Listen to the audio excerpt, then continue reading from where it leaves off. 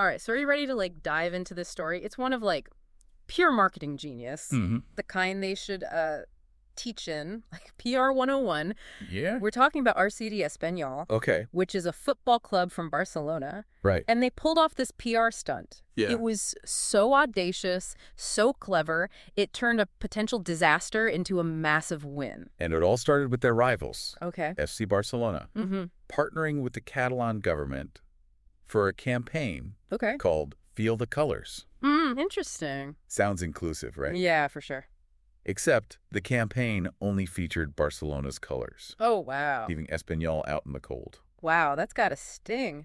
So how did Espanyol respond? Did they fire back with, like, angry press releases or, like, None of that. threatened lawsuits? None of the above. Really? They didn't get bogged down in a war of words. Huh. They chose a different path. Okay. One that demonstrated a keen understanding of PR, marketing, and the power of a well-timed jab. Okay, so let's unpack this. Okay. What did they actually do? Espanyol's communications team was led by this strategist named Sergio Aguilar, Uh-huh. and they noticed a glaring oversight in the original campaign. Okay. The website, www.feelthecolors.com, wasn't registered. Wait, seriously? Yeah. In, like, this day and age? I know. They forgot to secure the website? That's marketing 101. Exactly. And Espanyol, they seized the opportunity right away. Wow. They registered the domain before anyone else could, Oh, my gosh. effectively hijacking the entire campaign. No, that is bold. It was. They didn't just complain about being excluded. They stole the show. They took it over. So what did they actually do with the website? Right. Did they just redirect it to Espanyol's homepage? That's where things get really interesting. Okay. They launched their own Feel the Colors campaign. What? Yeah. No way. Complete with a video and a series of, like, cheeky tweets. Yeah.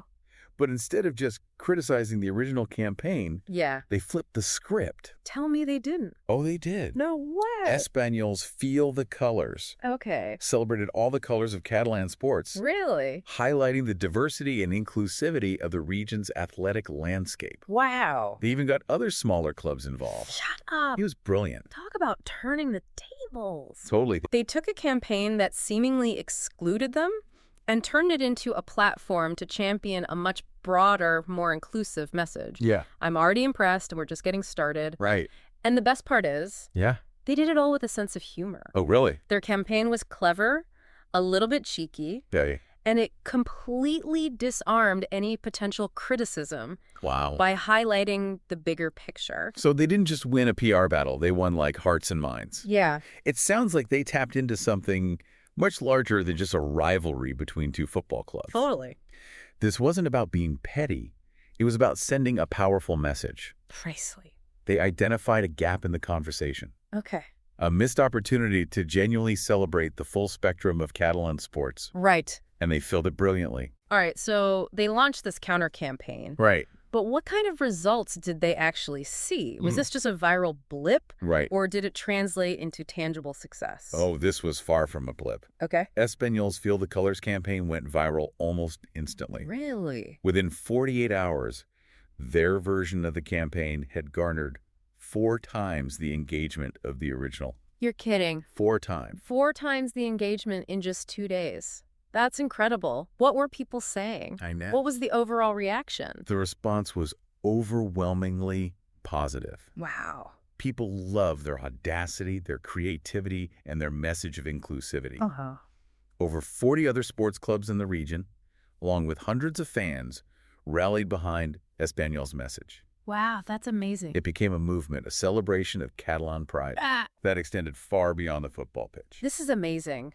They went from being left out of a major campaign to becoming the face of inclusivity in Catalan sports. I know, right? And it didn't stop there. Really? The media attention was incredible. Wow. They were featured in newspapers and websites all over the world. Oh, wow. This small club from Barcelona was suddenly making international headlines. Wow, that's amazing. They estimated the media value of their campaign to be a staggering $4.5 million. 4.5 million? Yeah. From a single, perfectly executed PR move. It's unbelievable. That's the kind of return on investment most marketing departments can only dream of. Exactly. And it all stemmed from their ability to see an obstacle as an opportunity to turn a negative into a positive in a way that was clever, engaging, and ultimately deeply resonant with a much larger audience. So they didn't just score a PR victory, they scored a cultural one. Right. They redefined the conversation and positioned themselves as a champion for something much bigger than themselves. Precisely. This is pure marketing gold. It is. But before we get ahead of ourselves, Okay. let's take a closer look at the specific elements that made this campaign so successful. Right.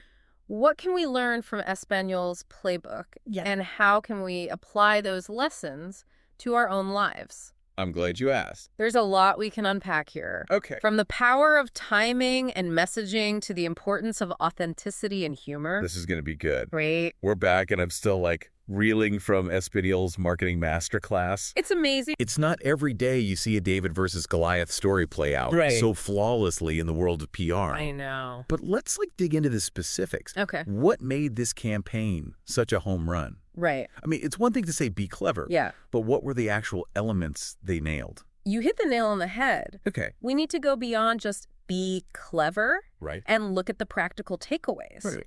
First off, their timing was impeccable. Okay. They didn't let the initial Feel the Colors campaign dominate the conversation for weeks before responding. Right. They acted fast. Mm-hmm. They capitalized on the momentum of the original launch. So they used the existing buzz to their advantage, Right. essentially hijacking the narrative before it could solidify. Precise. They understood that speed and relevance are key in today's fast-paced media landscape, Right. but timing alone wouldn't have been enough. Okay. They also crafted a message Okay. that was clear, concise, Mm-hmm. and impossible to misinterpret. Okay. They didn't get bogged down in complexities or jargon. Right. They simply highlighted the diversity of Catalan sports, Okay. reminding everyone that there's more to the region than just one team's colors. It sounds like they found that sweet spot between being assertive and being inclusive. Yeah. They made their point without alienating anyone, Absolutely. which is a delicate balance to strike. It is. And they didn't take themselves too seriously either. Right. Remember, their version of Feel the Colors was infused with humor. Right. It was clever, cheeky, and ultimately disarming. People were more receptive to their message because it made them smile. Humor is such a powerful tool, I think. I agree. It breaks down barriers and makes you seem more approachable, Right. even when you're making a bold statement. Exactly. And let's not forget their strategic use of social media. Oh, right. They chose Twitter as their primary platform, Okay. understanding its potential for virality and quick dissemination of information. Mm-hmm. Their tweets were short, shareable, Right. and visually appealing, Okay. designed to grab attention in a crowded online space. So they had all the right ingredients. Yeah. A timely response, a clear message, a touch of humor, and a smart social media strategy. They did. But there's something else at play here. Yeah. Something that goes beyond tactics and logistics. What was it about Espanyol's campaign that really resonated with people on a deeper level? I think it was their authenticity. Okay. They fully embraced their underdog status, Mm-hmm. and people connected with that. They didn't try to be they weren't. Right. They owned their position in the Barcelona football scene. Right. And that resonated with people who perhaps felt similarly overlooked, Right. underestimated, or overshadowed. It's that classic underdog story that everyone loves. Totally.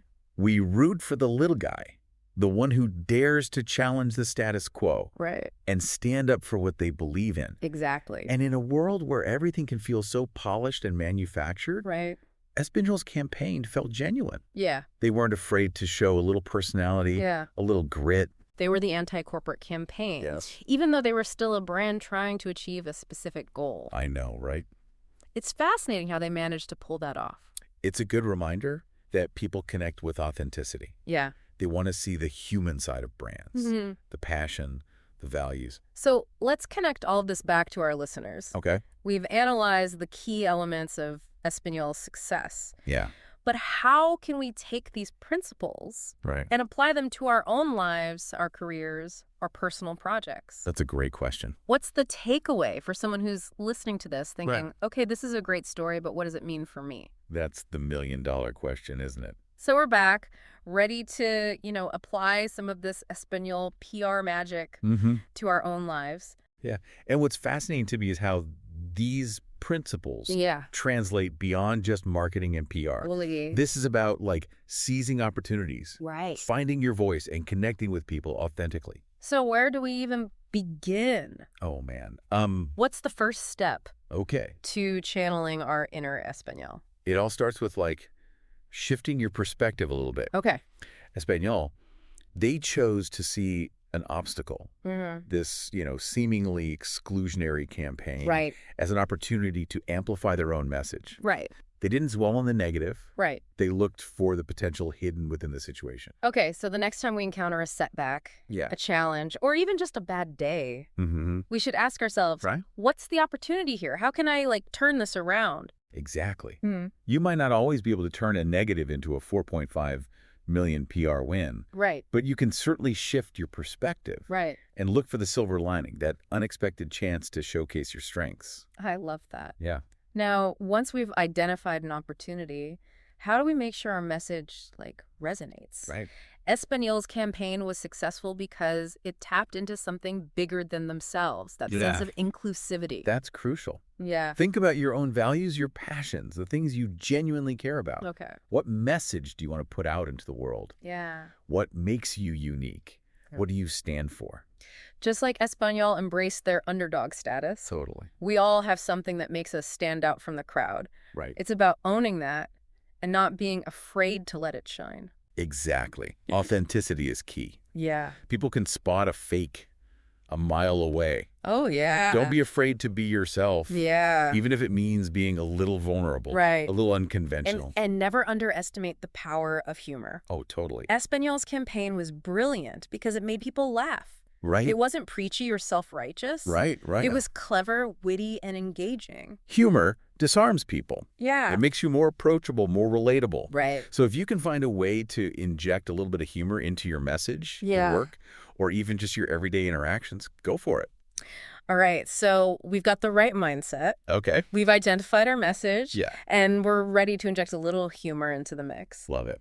What else can we learn from Espanol's playbook? Don't forget about timing and platform. Right. Espanol strategically launched their campaign to coincide with the original FeelTheColours campaign, Right. maximizing their reach and impacts. Smart. They also chose Twitter as their platform, Yeah. understanding its potential for virality and quick dissemination of information. So pay attention to what's happening around you. Yes. Look for opportunities to insert yourself into the conversation Right. in a meaningful and impactful way. Holy. And choose your platform wisely. Yes. Not every message is meant for every audience. Precisely. It's about being strategic and deliberate with your actions. This has been an amazing deep dive. It has. We've uncovered some seriously valuable insights from what seemed like a simple PR stunt. I know, right? And it all comes back to that core idea. With a little creativity and a willingness to challenge the status quo, we can turn even the most unexpected situations into opportunities for growth and positive change. Espanol reminded us that sometimes the best way to overcome an obstacle is to embrace it. Yeah. Flip the script. Flip it. And show the world what you're truly made of. And who knows, you might just inspire others to do the same. And on that note, we'll wrap up this episode of The Deep Dive. Awesome. Keep those brains engaged, Yes. those perspectives open, and those feel the colors moments coming. Until next time.